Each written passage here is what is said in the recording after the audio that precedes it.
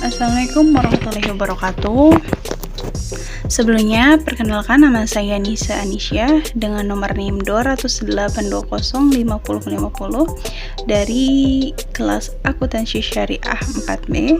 Nah, di sini saya akan membahas sedikit mengenai anggaran penjualan, di mana video ini saya buat untuk memenuhi tugas mandiri mata kuliah penganggaran perusahaan dengan dosen pengampu yang terhormat Ibu Haulana Khwatunisa MSI.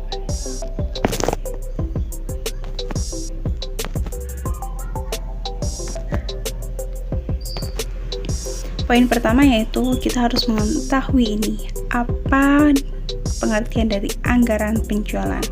Nah, menurut Muhammad Munandar 2001, anggaran penjualan ini adalah anggaran yang merencanakan secara lebih terperinci tentang penjualan perusahaan selama periode yang akan datang, yang di dalamnya meliputi rencana tentang jenis atau kualitas, jumlah atau kuantitas, harga barang yang akan dijual, waktu penjualan, serta tempat atau daerah penjualannya. Nah, sedangkan menurut Muekizat pada tahun 2020, anggaran penjualan ini adalah suatu perkiraan yang layak tentang volume penjualan yang diharapkan. Jadi dapat diambil kesimpulan bahwa pada dasarnya anggaran ini merupakan sebuah rencana yang dinyatakan dalam bentuk kuantitatif pada periode tertentu yang biasanya dinyatakan dalam periode tahunan. Poin selanjutnya mengenai tujuan dari anggaran penjualan. Nah, anggaran penjualan ini memiliki tujuan yaitu untuk merencanakan setepat mungkin tingkat penjualan pada periode yang akan datang dengan memperhatikan data yang merupakan pencerminan kejadian perusahaan yang dialami pada masa lalu, khususnya di bidang penjualan. Sedangkan kegunaan dari anggaran penjualan ini yaitu, secara khusus anggaran penjualan ini berguna sebagai dasar penyusunan semua anggaran bagi perusahaan untuk menghadapi persaingan pasar. Nah, karena itu anggaran penjualan ini harus disusun paling awal dari semua anggaran lain di perusahaan. Apa sih manfaat dari anggaran penjualan ini? Nah, menurut Wells, Hilton, dan Gorton pada tahun 2020 ada beberapa manfaat dari anggaran penjualan ini. Yang pertama yaitu untuk mengurangi ketidakpastian tentang pendapatan di masa yang akan datang. Yang kedua yaitu untuk memasukkan kebijakan dan keputusan manajemen ke dalam proses perencanaan. Dan yang ketiga yaitu untuk memberikan informasi penting bagi pembentukan elemen lain dari rencana laba yang menyeluruh. Dan yang keempat yaitu untuk memudahkan pengendalian manajemen atas kegiatan penjualan yang dilakukan. Nah, ada beberapa faktor yang mempengaruhi anggaran penjualan. Yang pertama yaitu faktor pemasaran, yang kedua yaitu faktor keuangan, yang ketiga yaitu faktor ekonomis, dan yang keempat yaitu faktor teknis, dan yang terakhir yaitu faktor-faktor lainnya yang berhubungan dengan anggaran penjualan. Nah, ada beberapa prosedur penyusunan anggaran penjualan di mana ada beberapa langkah yang dalam penyusunan anggaran penjualan ini dapat ditempuh, yaitu yang pertama penentuan dasar anggaran, yang kedua yaitu penyusunan rencana penjualan. Kita akan membahas satu-satu dari poin tersebut. Nah, yang pertama mengenai penentuan dasar-dasar anggaran. Ada beberapa poin yang harus kita perhatikan. Yang pertama yaitu kita harus menentukan relevan variabel yang mempengaruhi penjualan. Yang kedua yaitu penentuan tujuan umum dan khusus yang diinginkan. Yang ketiga yaitu penentuan strategi pasar yang dipakai. Nah, sedangkan dalam penyusunan rencana penjualan, kita dapat melakukan beberapa tahap. Yang pertama yaitu analisis ekonomi dengan mengadakan proyeksi terhadap aspek-aspek makro. Yang kedua yaitu melakukan analisis industri. Yang ketiga yaitu melakukan analisis prestasi penjualan yang lalu. Yang keempat yaitu melakukan analisis penentuan prestasi penjualan yang akan datang. Yang kelima menyusun forecast penjualan. Dan yang keenam menentukan jumlah penjualan yang dianggarkan.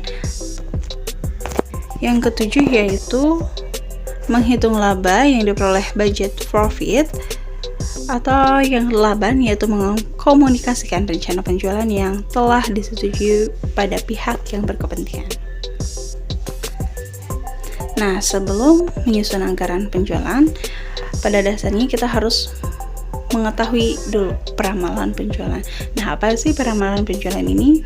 Dimana peramalan penjualan ini adalah dasar dari anggaran penjualan, dimana pada akhirnya menjadi dasar untuk semua anggaran operasi lainnya dan sebagai dasar penyusunan anggaran keuangan.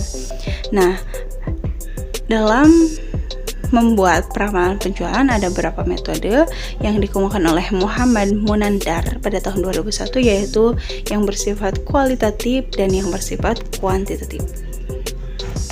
Kita akan membahas poin yang pertama, yaitu yang bersifat kualitatif.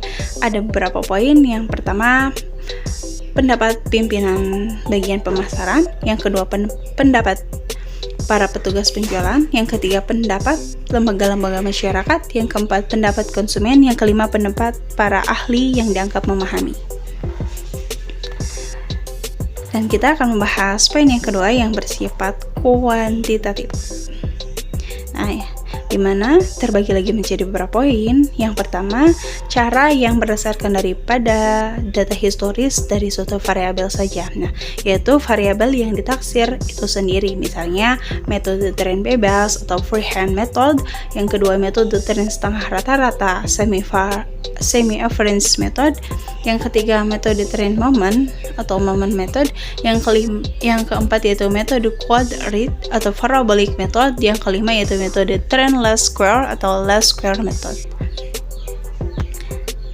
Poin yang ketiga yaitu cara yang mendasarkan diri pada data historis dari variabel yang akan ditaksir serta hubungan dengan data historis dari variabel lain yang diduga mempunyai pengaruh yang cukup kuat. Nah, cara penaksiran semacam ini misalnya dengan metode regresi tunggal atau metode regresi ganda atau multiple regression. Poin yang ketiga yaitu cara penaksiran yang menggunakan metode dan statistik atau tren ataupun regresi yang ditetapkan pada berbagai analisis khusus seperti misalnya analisis industri atau analisis market share, analisis jenis industri yang dihasilkan perusahaan atau product claim, analisis pemakaian akhir dari produk atau end use analysis. Nah, baik, selanjutnya mengenai metode peramalan penjualan. Nah, adapun bentuk umum dari tren garis lurus dan garis lurus yang sering dipergunakan untuk menyusun peramalan penjualan produk perusahaan yaitu sebagai berikut. Y sama dengan A tambah BX untuk tren garis lurus serta Y sama dengan A tambah BX tambah CX kuadrat untuk tren garis lengkung. Nah, di mana Y ini adalah variabel yang akan diramalkan. Dalam hal ini adalah peramalan penjualan produk perusahaan. A adalah konstanta yang akan menunjukkan besarnya harga Y apabila X sama dengan 0, dan B adalah variabel per X, yaitu menunjukkan besarnya perubahan nilai Y dan setiap perubahan 1 unit X. Sedangkan X yaitu unit waktu yang dapat dinyatakan dengan minggu, bulan, semester, tahun, dan lainnya tergantung kepada kesesuaian dari perusahaan itu sendiri.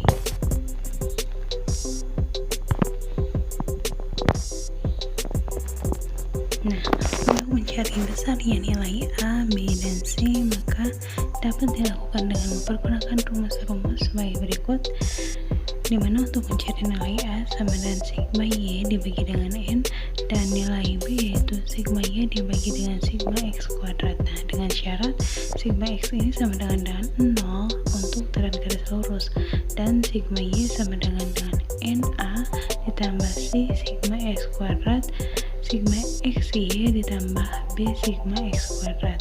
Nah, sigma X kuadrat Y sama dengan A sigma V kuadrat ditambah C sigma X pangkat 4 dengan syarat sigma X sama dengan 0 dimana N adalah sama dengan jumlah data.